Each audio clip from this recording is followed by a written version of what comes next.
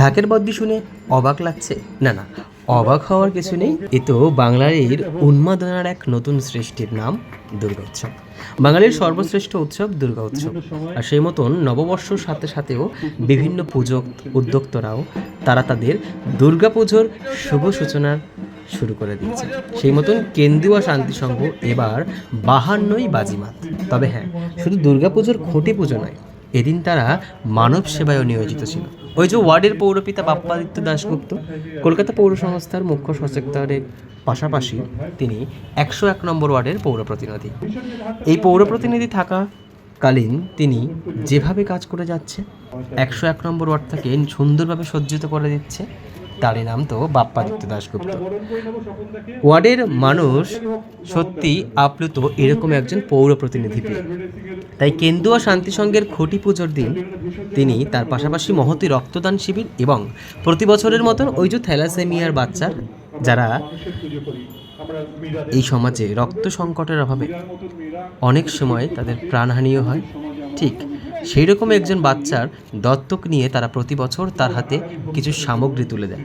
এবং এই যে রক্তদান, তিনি বলেন যে এই রক্তদানের সবটুকুই তাদের জন্য যারা থ্যালাসেমিয়ায় আক্রান্ত।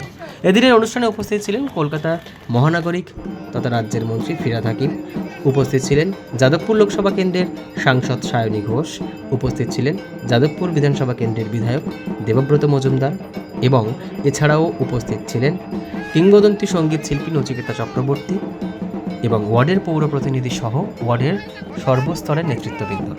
সকলের উপস্থিতিতে অনুষ্ঠানটি সাফল্যমণ্ডিত হয় এবং এবছরের যে 52ই বাজিমাত শিল্পীর কথায় সত্যিই চমক।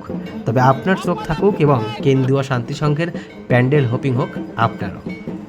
আমার কাছে তো এটা ইমোশন গত বছর ফেস হয়েছিল, এবারেও দারুণ পরিকল্পনা, অনেক বড় পুজো হবে, বহু মানুষ আসবে, আপনাদের সকলের আমন্ত্রণ রইল। চমক আমি বিশ্বাস করি না। আগের বছর যে অনুনাদ যেখানে আমরা শেষ করেছিলাম সেখান থেকেই শুরু, এবং তার পরবর্তী গন্তব্য এবছর কলকাতার মানুষ দেখতে পারবে কেন্দ্রীয় শান্তি সংঘে। যে দুর্গার সঙ্গে যে আমার জার্নিটা শুরু হয়েছিল আজ থেকে 25-26 বছর আগে, সেটা আস্তে আস্তে আস্তে আস্তে একটা অন্য অজানা গন্তব্যের দিকে এগোচ্ছে আমি এবং দুর্গা একসঙ্গে। তারই প্রতিফলন আবার কেন্দ্রীয় শান্তি সংঘে এবছর দেখা যাবে, যে অনুনাদের পরের যে ভাবনার স্তরটা বা লেয়ারটা সেইটা।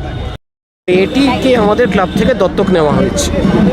দীর্ঘ 11 বছর ধরে ওর জীবনযাপন, ওর চিকিৎসা, ওর পড়াশোনা সমস্তটা দায়ভারটা কেন্দ্রীয় শান্তি সংঘই নিয়েছে।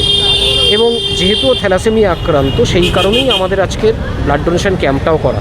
সারা বছরে তো ওকে আমাদের ব্লাড দিতে হয়, তো এই সুযোগেই ওর মতো তো আরও অনেকে আছে যাদের কাছে আমরা হয়তো রক্তটা পৌঁছে দিতে পারবো, এই ভাবনা থেকেই এটা করা। এবং ও যেহেতু আমাদেরই কন্যা, আমাদেরই মা, তাই আজকে যে মায়ের শুভ সূচনা এখানে হলো, তার সাথে ওকে আমরা জড়িয়ে নিলাম।